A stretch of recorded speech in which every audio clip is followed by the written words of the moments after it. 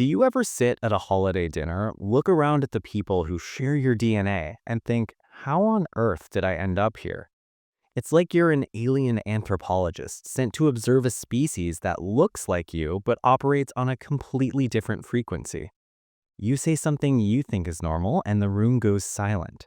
You make a life choice that brings you joy, and your parents look at you like you just announced you're joining a cult. They might call you difficult, rebellious, or too sensitive. But in the back of your mind, you've always known the title they really gave you, the black sheep. It's a lonely label. It feels like a defect, doesn't it? Like everyone else got the instruction manual for how to be a perfect family member, and your copy was missing the pages on compliance and silence. But here is the twist that usually takes years of therapy to figure out. In a dysfunctional family system, the person labeled as the sick one is often the only one who is actually healthy. You aren't the black sheep because you are broken. You are the black sheep because you are the glitch in their matrix. You are the error message that pops up when the family system tries to run a corrupt file. And today, we are going to look at the psychology of why that happens and why being the outcast might actually be your superpower. Let's look at the first profile of the black sheep, the truth teller. This isn't necessarily someone who goes around starting fights. This is the person who simply notices the elephant in the room when everyone else is pretending it's a piece of furniture. Imagine a family where the father has a drinking problem, but the unspoken rule is we don't talk about dad's naps.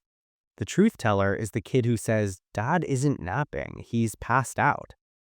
Psychologically, families are systems that crave homeostasis. They want balance, even if that balance is toxic.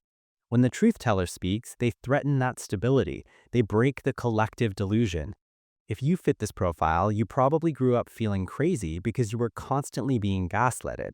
You would see reality, point it out, and be told, "You're imagining things," or "You're just trying to cause trouble." The family exiled you not because you were lying, but because your truth was too expensive for them to afford. You became the villain so they could remain comfortable in their denial. Then there is the profile of the cycle breaker. This is the black sheep who becomes an outcast through action, not just words. Maybe you come from a long line of people who never left their hometown and you decided to move to a city. Maybe you come from a family where screaming is the primary form of communication and you decided to go to therapy and learn how to regulate your emotions. To the outside world, these look like positive changes, but to a family system built on enmeshment and sameness, your growth feels like a betrayal. This is a concept called differentiation. When you differentiate, when you become your own person separate from the family unit, the family often reacts with what psychologists call a change back move. They criticize your new job, they mock your fancy therapy words, or they guilt trip you for not visiting enough. If you are the cycle breaker, you are the black sheep because you dared to upgrade your firmware while everyone else is still running on Windows 95. They resent you because your growth holds up a mirror to their stagnation. But there is a darker, heavier version of this role, the scapegoat. This is the person who becomes the emotional dumpster for the family's shame. In this dynamic, the parents might have deep insecurities or marital problems they can't face. Instead of dealing with each other, they project all their negativity onto one child. If the family is stressed, it's because you are acting out. If the marriage is failing, it's because you are difficult to parent. The scapegoat is essential to a toxic family because they serve as the distraction. As long as everyone is focused on fixing you, they don't have to look at themselves. If this is you, you might have grown up feeling like you were inherently bad.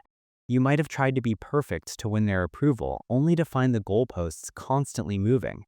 That's because the system needs you to be the failure. If you succeeded, they would lose their container for all the family's bad feelings. It's a rigged game, and the only way to win is to stop playing. Finally, there is the high achiever who escaped. This is a specific type of black sheep who realizes early on that they will never fit in, so they pour all their energy into getting out. You studied harder, worked longer, and built a life that looks nothing like your childhood. You might think this success would make your family proud, but often it makes you even more of an outsider. When you go home for the holidays, you feel a strange mix of pride and guilt. You might sense their envy, or they might make passive-aggressive comments about how you think you're better than them now. This is the crab bucket mentality. If one crab tries to climb out, the others pull it back down. You became the black sheep not by failing, but by succeeding in a way that threatened the family's narrative of limitation. You proved that there was another way to live, and that proof is painful for those who stayed behind. It's strange how much of our identity is wrapped up in these early roles. We spend decades trying to scrub off the black sheep label, trying to bleach our wool so we can blend back into the flock. We think that if we just explain ourselves better, or achieve enough, or apologize for things we didn't do, they will finally see us. But the tragedy and the liberation is realizing that they can't see you. They're looking at a projection, a character they wrote for you in a play you never auditioned for. So, how does this land for you? Did you recognize yourself in the truth teller, the cycle breaker, or the scapegoat?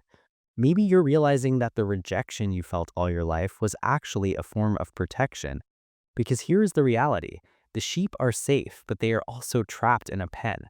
The black sheep is the one who gets pushed to the edge of the herd and eventually pushed out.